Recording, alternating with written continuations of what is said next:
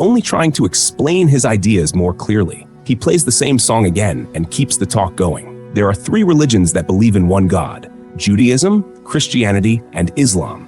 He says, is like a well-known game, with Christianity being Monopoly. Reed again talks about the song, sharing how its creators went to court to prove the tune had been copied by another famous band.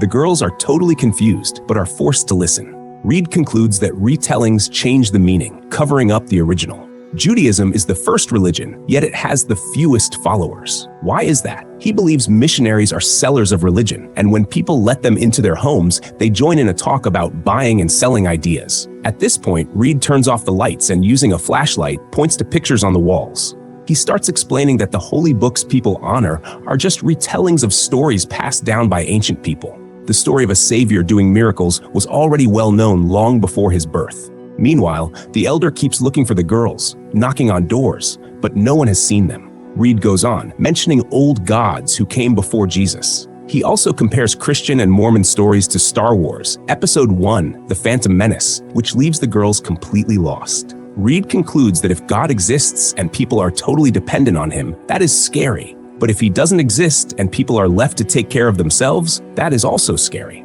So the church is either the truth or a lie. Now he tells them they can choose a door. Paxton, very scared, begs Barnes to go through doubt just to escape, but Barnes suddenly heads for the first door, believing that Reed will not let them go. She believes he is trying to prove a point that only makes sense to him.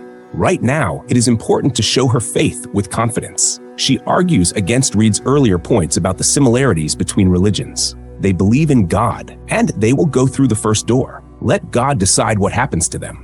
The girls find themselves in a dark basement with a single window, covered by bars.